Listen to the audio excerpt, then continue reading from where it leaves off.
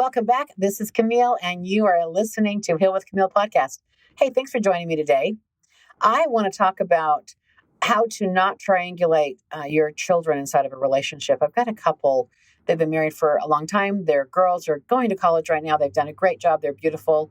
2 daughters. And I noticed that they are fighting a lot about the kids, and the kids are going off to college. So I'm like, wait, this shouldn't be happening. You guys should be proud and empty nesting. This is good. But what I've noticed goes on is these older girls, they're in their 17, 18s now. They've learned how to triangulate. And so what that looks like is they fight with their mom, and mom's trying to launch and get some things handled.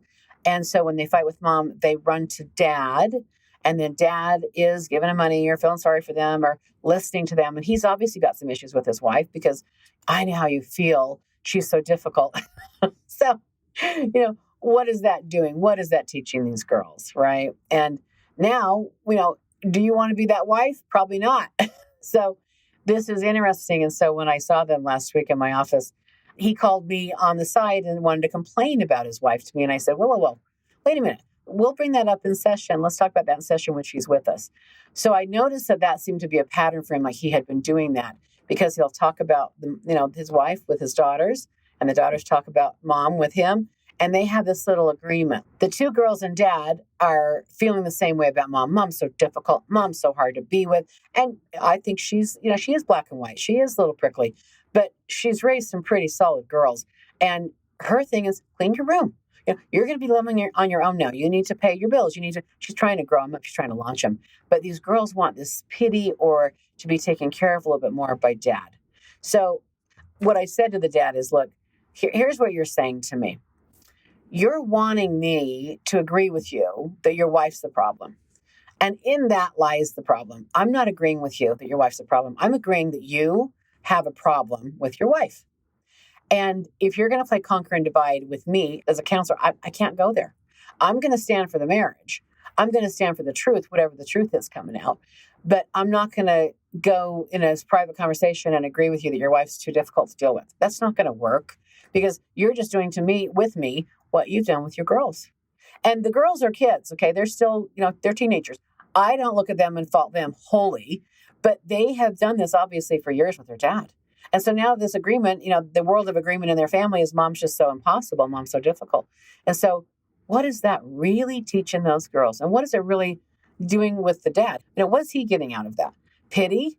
These girls feel so sorry for their poor daddy. And what I said to him was, I said, are you looking for me to feel sorry for you? Are you what's your end game here? What is it you'd like me to say to you about your wife? Because I don't know that this is an appropriate conversation because it isn't. And so what are you getting out of your daughters when you can run to them and they run to you now about how mean mommy is?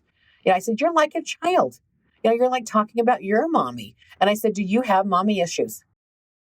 Yeah, there are some mommy issues here because this is definitely something that is a betrayal. This is a betrayal of his wife. And sure, she's difficult, but she doesn't trust him. And so, of course, she doesn't trust him. And so things are difficult. She questions him. And I can see why she doesn't trust him because he's talking behind her back to her own children. And this goes both ways. This happens with, couples do this, or they talk about the difficulties in your marriage with family, with people that know both of you, with friends. The children is really where I take a big issue. Because those girls are going to need to trust their mom. They're going to need her at some point in their lives. When they're having babies, when they're having men trouble, they're going to need mom. And mom's going to hold the line for them. Mom's fighting for something here.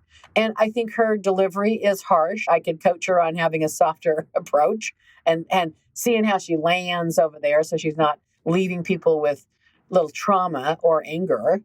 But I can see where she's also bitter and resentful and feels ganged up on by them because she is.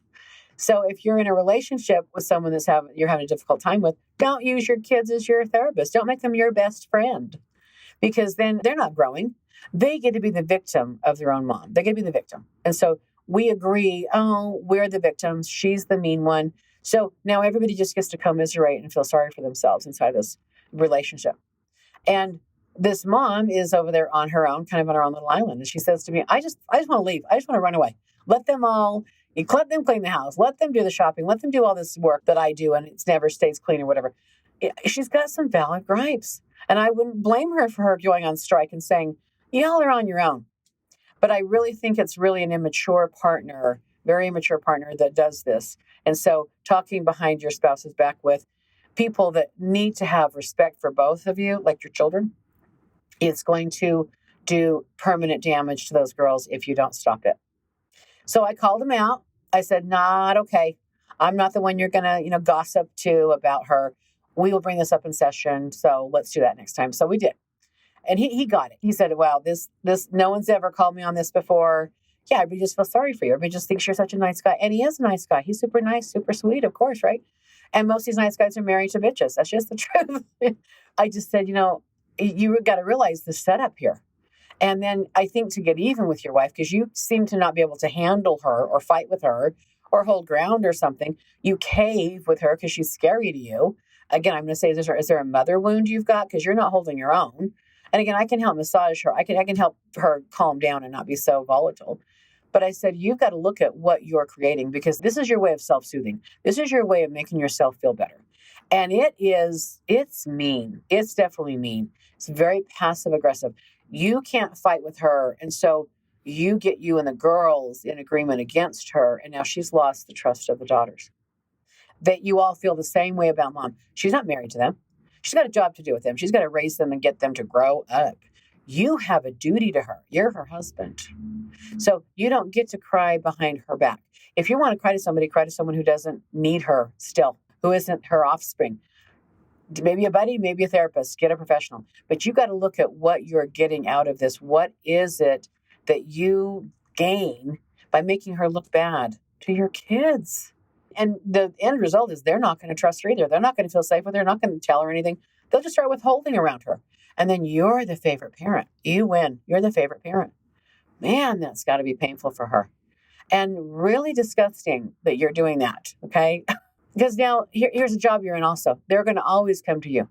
It's not going to be mom they go to. And there's always going to be a fight. Mom's going to say no. They run to you. You're creating little monsters is what you're creating. And there's been some things going on with the car. With a car issue, and it's not being taken care of and not being cleaned, and they're sharing a car. There's just all these things that are obvious. They don't have to abide by rules. They don't have to do what they said they were going to do. They can do whatever the heck they want, and they are. So they're kind of being little takers, and they're being entitled. Well, mom's not giving them entitlements. Dad is. But now it's kind of like bribery. So he's like almost obligated to give them more money or to let them, not clean their room and stay out late. Like now there's this little secret side deal things going on, because he's needs them in a way to like him more or to get even with mom because he can't. And it's such a passive aggressive covert little way of dealing with your spouse. So not clean, not cool. Again, if you can't deal with your wife, you should divorce her. If you can't handle her, you should divorce her. But don't put your kids in the middle of this with you. Because now the kids are struggling to have integrity. They're struggling to, keep their word. And daddy's made it okay for them not to have integrity, not to keep their promises. He just keeps paying for things they don't pay for, cleaning up whatever they don't clean up. So how are these girls going to be ready to launch and be grown up and produce in society?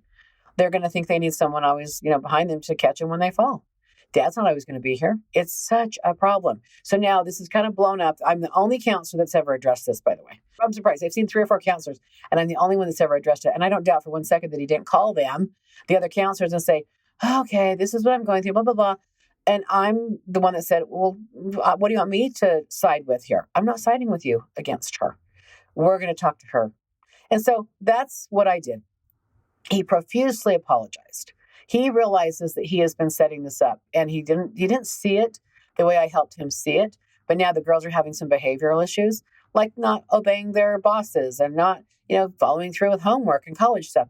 Again, the follow through is not there because they've been babied. They've been pitied. Someone else, softened the blow of, oh, you don't have to do that tonight. You go to bed and I'll finish your homework. Okay. I'll clean your room.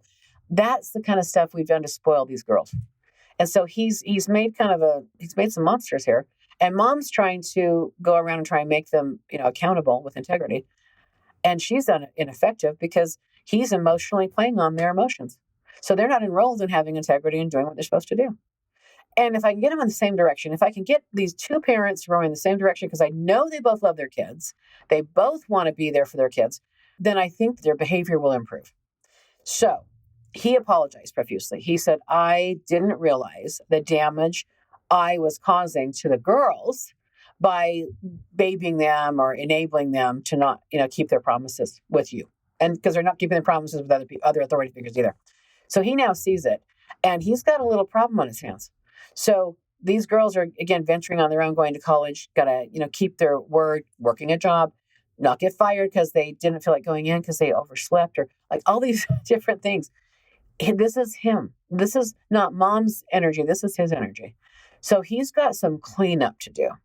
And he has begun, having those conversations with his daughters. Look, I choose your mom. I'm done talking about your mother. I was wrong for doing that.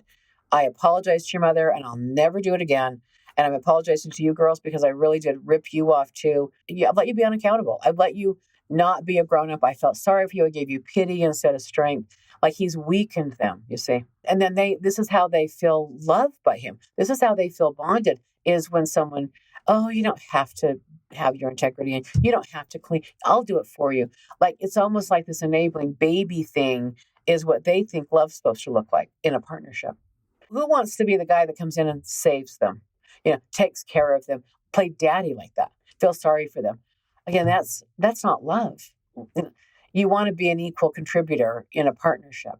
And these girls are, again, demonstrating that they are entitled. And if you love me, you'll take care of me. You'll clean up my messes. So I'm just pointing out all the obvious things that his behind wife's back behavior has contributed to the delinquency of these young girls. They're almost, emancipated, but this is really a problem when you use your kids like that. And the kids need to be just left alone to grow and develop and trust their family, trust their parents. I'm not saying they aren't going to have arguments and stuff like that, but deal with that. I said, get out of the way, let them deal with their own mom. Let mom and the girls deal with each other, and they're coming in together so I can kind of work this out. But I'm noticing that they really just withhold with mom, and they don't tell her the full truth because they tell dad the full truth.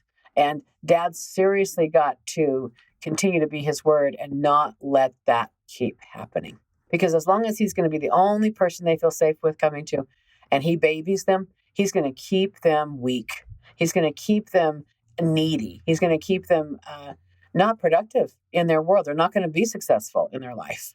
So I'm working on strengthening the entire family. And I do this with families. There's always a dynamic with parents. And look, I think a lot of the times the family issues are the mom and dad issues. If your marriage isn't solid, if you really have trouble with each other, and then you go to other family members, that just causes such a mess. Because again, they don't know when you make up. If they're mad at daddy because daddy, did something to hurt you, they're mad at their daddy. They lose their daddy. That's not any of their business. They don't need to know anything about your private life. You want to keep things private. And sometimes kids find out things when they get older. Hey, mom, you never told me dad did it. You never told me mom had an affair, or whatever, or there's another child or something. Sometimes that stuff happens and it comes out later. But if you would have known as a child, how would that have damaged your life? How would that have damaged your perception of your family or something? I still think it's the right thing to do to kind of keep your personal issues with each other off the kids. Don't put it on the kids. That's where a lot of kids end up having to rethink. And then when they figure it all out, when these kids are kind of going, yeah, I'm in my relationship now, and I would never want my boyfriend talking to my sister or something about me. I would never want him to be enabled or to be mad at me and never talk to me. So they're not going to trust their husbands, by the way. This is setting those girls up to wonder if they can trust their men, because what does a wife get? Wives get, a lot of crap, but being a wife's a job, being a husband's a job. But what is the wife going through? I don't know if I want to be a wife, because if I'm a wife and I go through this, I don't want to go through that. It almost is going to backfire on this dad, because he's going to be seen at some point by these girls as someone who's sabotaged their relationship in the future because he couldn't handle his wife. Maybe their husbands can't handle him. So it's just seeds of doubt because dad didn't have the integrity or the balls to really deal with his wife in a real way. He is now. There's some rigor. I mean, I'm going to bring rigor to the situation, and I'm going to call him out. He's going to have to get stronger. And if he can't deal with her, he should divorce her. Is she going to be able to trust this guy? It is a betrayal. It's a breach of trust. It isn't like an affair necessarily, that kind of breach, but it is an emotional breach of trust. And the damage with the girls, I mean, that's a pretty big thing to have to get over. And he didn't even realize he was doing this. He just feels sorry for himself. He's just in his own self-loathing. It's like, dude, you don't realize your job as a dad. You don't do that stuff. You're setting your kids up for a failure. This had to get exposed. This had to get, talked about, because this is just going to continue to be what it is. And they'd end up divorcing and then still hating each other or whatever. And I just said, look, you've got to sort this out. The kids have to grow too. They've got to realize mom's not the monster, and they can love you both and they can respect you both, but you got to put your wife first. You've got to tell them what you've done and it's absolutely wrong and clean it up, and then not go back into that space with them. If they have a gripe about mom, call mom. Let's bring mom into this. I can help facilitate. He can be part of it, but he needs to encourage those girls to have a relationship with their mother. He's got to mend that. That's going to take years to mend. And then he's going to have to deal with a wife that doesn't fully trust him. But if he continues to be transparent and he continues to be humble about that, realizing that this is going to take time to repair, and the wife can soften and realize it's harder to stay and deal with this stuff than to just start over and run away and find somebody else. It looks harder to stay to clean up the mess. It really is. So if he's willing to do all that and he's willing to put himself through those paces and do what it takes to make sure the girls know that he's wrong for what he's done, he's trying. He's going to do his best to try. I think you give him a chance. I mean, I believe in that. I believe in second chances. He realized what a mistake he was making by doing that. Okay, so I have got so many stories with clients. I hope some of these stories really do make a difference in your life and you learn something from what I'm sharing with you. I love working with my people. I can't imagine doing anything else for a living. And I probably would do it for free if I could. So if you'd like to book with me or you want to talk to me about anything like this, a family dynamic, a situation like this, how to repair, how to mend, I would love to help. So you can find me on my website at healwithkimile.com. That's HEAL with KIMILE.com. Hey, thanks for listening.